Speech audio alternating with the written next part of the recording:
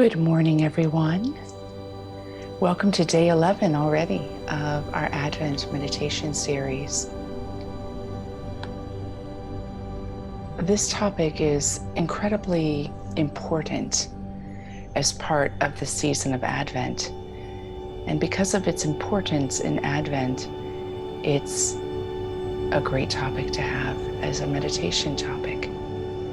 It's really important at all times, because it's closely hinged to our exploration of the divine word, and the divine word both being in all creation and flowing through us. But the focus is especially heightened on the notion of prophecy in Advent, largely because Advent is a container that is realizing that the fulfillment of prophecy is near. Think about a time when you were excitedly waiting for something to happen, and then you reached the final stretch. You were maybe a couple days away, or a day, or a few hours away, and you found yourself brimming with reflection on the realization that in just a little bit of time, this is something that you were longing for or knew was coming, that was a good blessing, that it's here. It's here. And prophecy, while it may be involved in this kind of coming in the future and yet present now quality, it allows us, as we explore the topic, it allows us to realize that we hold the prophetic message within our very being right now. And if we're willing, we can rest within it right now. We can taste its fullness. So even though we may not be able to touch it with our hands or speak to it with our mouths, we can taste the fullness of it in a different way, right here and right now. And so the focus on prophecy lets us realize a capacity that we have, an ability that we have that oftentimes goes untapped. If you take a look at the word, the etymology and the history of it, you'll see that it's always been tied to the notion of inspired utterance. When we get into certain faith traditions, Christianity being one of them, you'll find that from the Greek, it traces all the way back to being the one that speaks the will of God. So hinging with our Mystic Monday share of inspiration and the notion of inspiration altogether, you can see that whether we use the word God or not, prophecy has something to do with experiencing, being the place we're in and being the communicator of inspiration. You become the declarer of the divine word. So today's meditation is going to be a preparation, a stepping into the capacity of yourself as a prophet. One of the prophecies we have that's written on our hearts is that God will be all in all. And how can we be instruments of it in this moment? First is realizing that we possess the prophetic message. And second, that this prophetic message will accomplish all it has been sent for, regardless of how pure or not we find ourselves to be. When I had the gift of prophecy from a young age, and I remember one time when I was in 8th grade, and at this time, the prophetic message, when I would experience it all the way up until my mid-20s, a word would come, almost like in a seed form in the center of my chest. And my heart would pound almost out of my body, and my palms would get all sweaty. And I wouldn't know here what the word was per se, but I knew there was a word. And I found that the moment I actually spoke it or let it speak itself through me, my heart would stop pounding and my palms would stop being sweaty, and it would go forward and do what it was meant to do. That being said, it always accomplished what it needed to, regardless of my own purity or not. This time in 8th grade, I received a word like that. I was actually reading the Bible.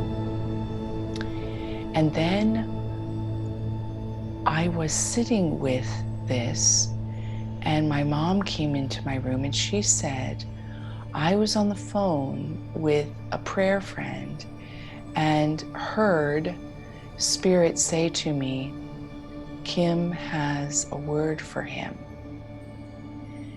And then she told me that, and she went back to her room. Well, I knew it was this word, but then I also had a doubt because I knew this word wasn't as consoling as I wanted it to be.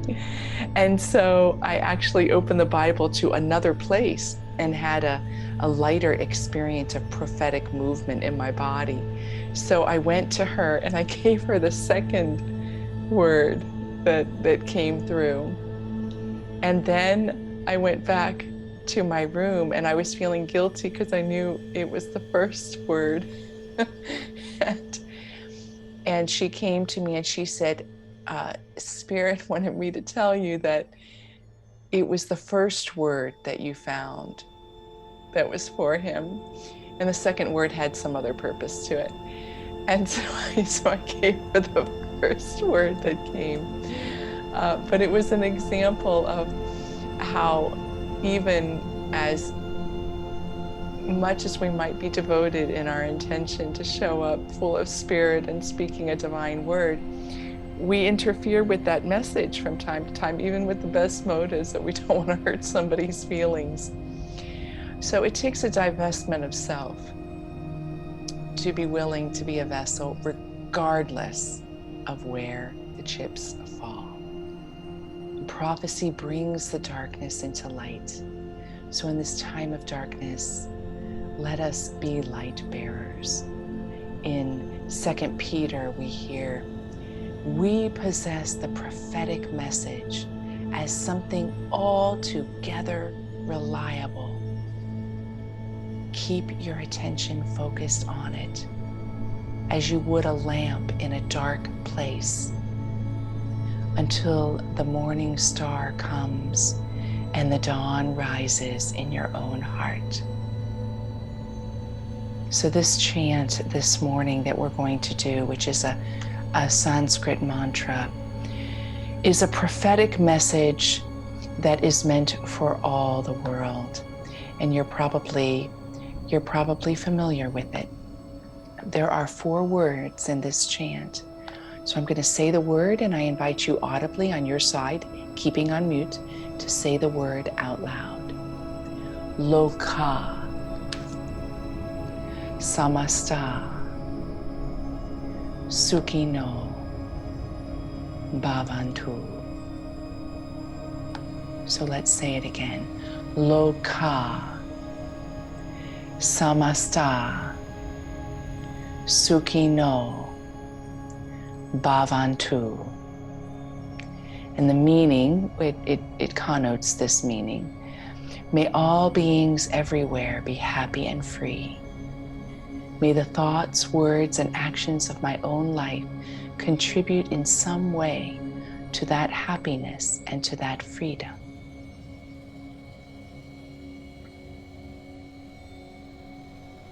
So I'm going to begin by chanting it, and it's similar to Holy Ground, that song.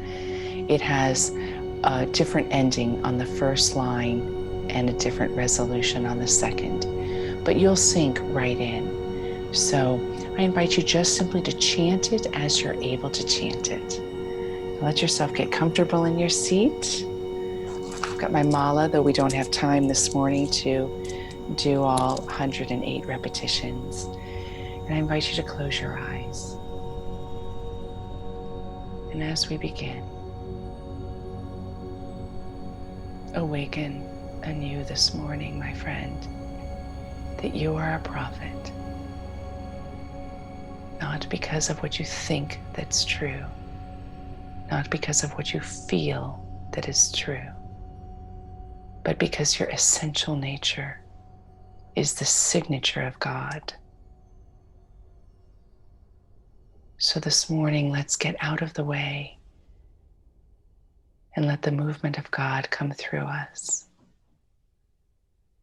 Let us hold collectively the intention that all beings, including ourselves, may be happy and free, that every ounce of what we are may contribute to that happiness and that freedom.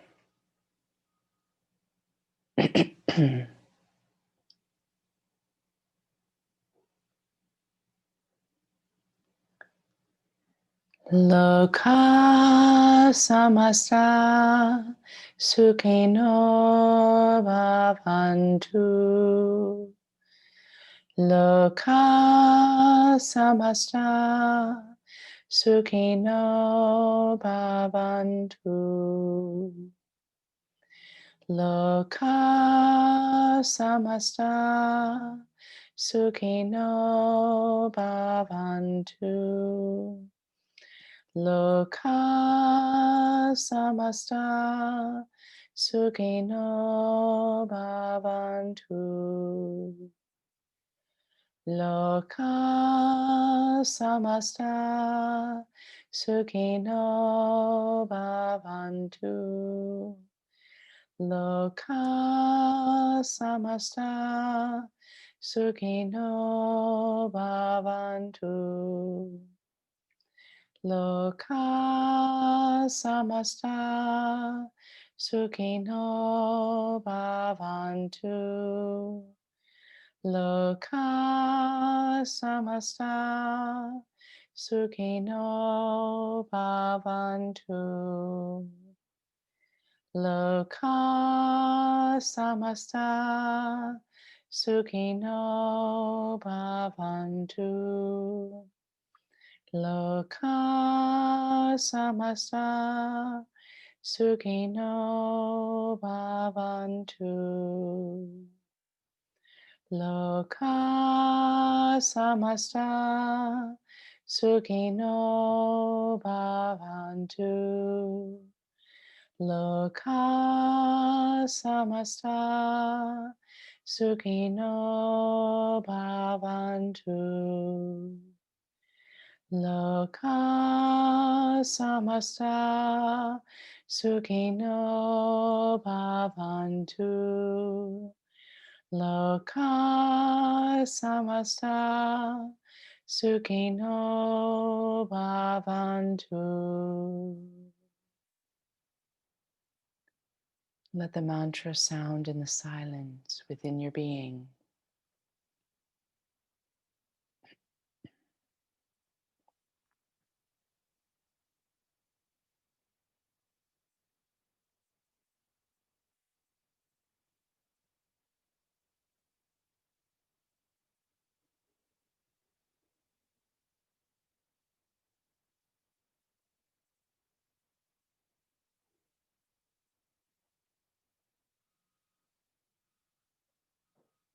And as we bring today's meditation to completion,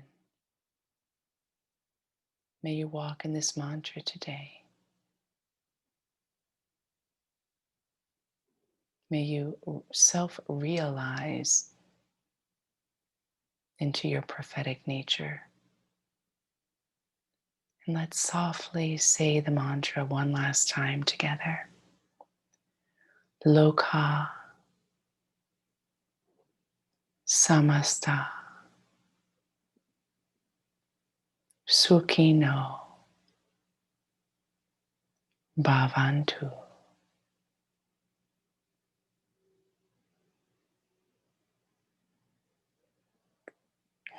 I invite you to open your eyes. Great to be with you as always. Have a wonderful day, everyone.